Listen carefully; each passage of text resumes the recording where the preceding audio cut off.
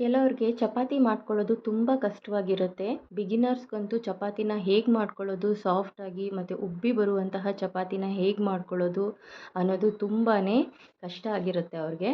ಆದರೆ ಈ ವಿಡಿಯೋನ ಥಟ್ ಅಂತ ಸೇವ್ ಮಾಡ್ಕೊಳ್ಬಿಡಿ. ಯಾಕಂದರೆ ಇದರ ಮೂಲಕ ನೀವು ಇದೇ ತರಹ ನೀವು ಮಾಡಿದ್ರೆ ಇದೇ ರೀತಿಯಾದಂತಹ ಉಬ್ಬಿ ಬರುವಂತಹ ಸಾಫ್ಟ್ ಆದಂತಹ ಚಪಾತಿ ನಿಮಗೆ 5 ನಿಮಿಷದಲ್ಲಿ ರೆಡಿ ಆಗಿಬಿಡುತ್ತೆ. ಇದು ಜಾಸ್ತಿ ಹೊತ್ತು ನೀವೇನು ಹಿಟ್ಟನ್ನು ನೆನೆಸಿ ಇಡೋದು ಬೇಡ, ಅಷ್ಟು ಬೇಗ ಇನ್ಸ್ಟೆಂಟಾಗಿ ಮಾಡ್ಕೊಳ್ಬೋದು. ಬನ್ನಿ ಇದನ್ನು ಹೇಗೆ ಮಾಡೋದು ಅಂತ ನೋಡ್ಕೊಳ್ಳೋಣ. ಮೊದಲಿಗೆ ನನ್ನ ಚಾನಲ್ನ ನೋಡ್ತಾ ಇರೋರು ಪ್ಲೀಸ್ ಸಬ್ಸ್ಕ್ರೈಬ್ ಮಾಡ್ಕೊಂಡು ನೋಡಿ ಮತ್ತು ನನ್ನ ಚಾನಲ್ಗೆ ಎಲ್ರಿಗೂ ಸ್ವಾಗತ. ನಾನಿವತ್ತು ಒಂದು ಪಾತ್ರೆಗೆ ನಾನಿಲ್ಲಿ ಒಂದು 2.5 ಕಪ್ ಆಗುವಷ್ಟು ಗೋಧಿ ಹಿಟ್ಟನ್ನು ತೊಗೊಂಡಿದ್ದೀನಿ.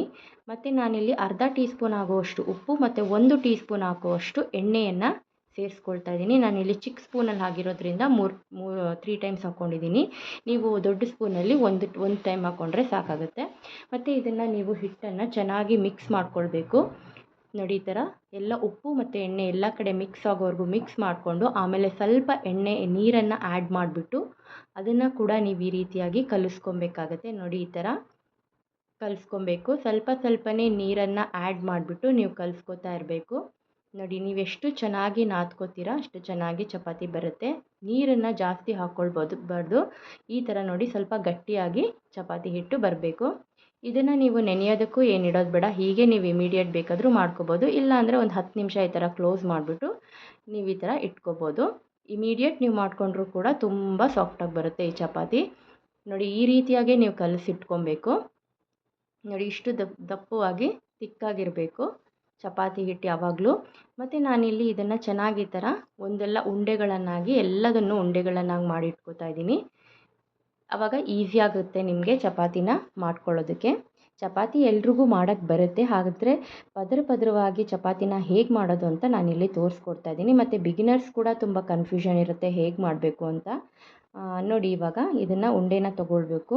ಈ ಥರ ನಾನು ಹಿಟ್ಟನ್ನು ಇದಕ್ಕೆ ಹಾಕ್ಕೊಳ್ತಾ ಇದ್ದೀನಿ. ಸ್ವಲ್ಪ ಇದು ಮಾಡಿಕೊಂಡು ಡಸ್ಟ್ ಮಾಡಿಕೊಂಡು ನಾನಿಲ್ಲಿ ಒಂದು ಉಂಡೆನ ತೊಗೊಂಡು ಅದ್ರ ಮೇಲೆ ಚೆನ್ನಾಗಿ ಈ ಥರ ಹಿಟ್ಟನ್ನು ಹಾಕ್ಕೊಳ್ಬೇಕು. ಯಾವ ರೀತಿಯಾದ ಎಣ್ಣೆನ ಕೂಡ ನಾನಿಲ್ಲಿ ಹಾಕ್ತಾಯಿಲ್ಲ. ಈಗ ಇದನ್ನು ನಾನು ಲಟ್ಟಿಸ್ಕೊಂಡು ತೋರಿಸ್ತಾ ಇದ್ದೀನಿ. ನೋಡಿ ಒಂದು 2-3 ಸಲ ಈ ಥರ ದೊಡ್ಡದಾಗಿ ನೀವು ಲಟ್ಟಿಸ್ಕೋಬೇಕು. ತುಂಬ ದೊಡ್ಡದಾಗೇನು ಬೇಡ. ನೋಡಿ ಈ ಥರ ಲಟ್ಟಿಸ್ಕೊಂಡ ನಂತರ ನೀವು ಇದಕ್ಕೆ ಬೇಕಂದರೆ ಮಧ್ಯದಲ್ಲಿ ನೀವು ಎಣ್ಣೆ ಕೂಡ ಆ್ಯಡ್ ಮಾಡ್ಕೋಬೋದು. ನಾನು ಎಣ್ಣೆನ ಹಾಕಲಿಲ್ಲ. ಈಗ ನೋಡಿ ಈ ಥರ ನೀವು ಟ್ರಯಾಂಗಲ್ ಶೇಪ್ಗೆ ಇದನ್ನು ಫೋಲ್ಡ್ ಮಾಡ್ಕೊಳ್ಬೇಕು. ಈ ಥರ ನೀವು ಮಾಡೋದ್ರಿಂದ ಚಪಾತಿ ಪದರವಾಗಿ ನಿಮಗೆ ಬರುತ್ತೆ. ನೋಡಿ ಈ ಥರ ನೀವು ಲಟ್ಟಿಸ್ಕೊಂಡ್ರೆ ಆಯಿತು. ನಿಮ್ಗೆ ಯಾವ ಶೇಪ್ ಬೇಕಾದರೂ ಆ ಶೇಪ್ ಮಾಡ್ಕೊಳ್ಳಿ. ರೌಂಡ್ ಬಂದರೆ ರೌಂಡ್ ಮಾಡ್ಕೊಳ್ಳಿ, ಬರಲಿಲ್ಲ ಅಂದರೆ ಯಾವ ಶೇಪ್ ಬರುತ್ತೆ ಅದನ್ನೇ ಕೂಡ ನೀವು ಮಾಡ್ಕೊಳ್ಬೋದು.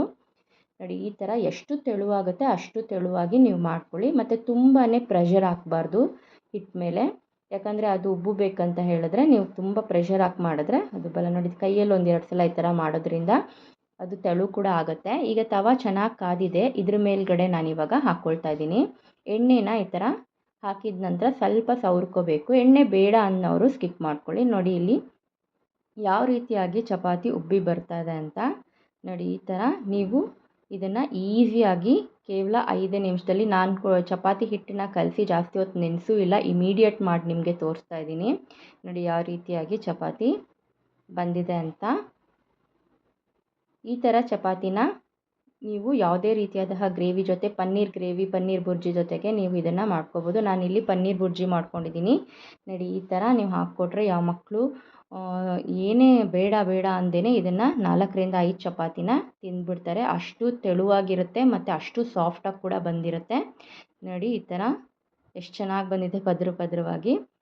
ಈ ವಿಡಿಯೋ ನಿಮಗೆ ಇಷ್ಟ ಆಗಿದರೆ ಲೈಕ್ ಮಾಡಿ, ಶೇರ್ ಮಾಡಿ ಮತ್ತು ಸಬ್ಸ್ಕ್ರೈಬ್ ಮಾಡ್ಕೊಳ್ಳೋದನ್ನು ಮರಿಬೇಡಿ. Thank you.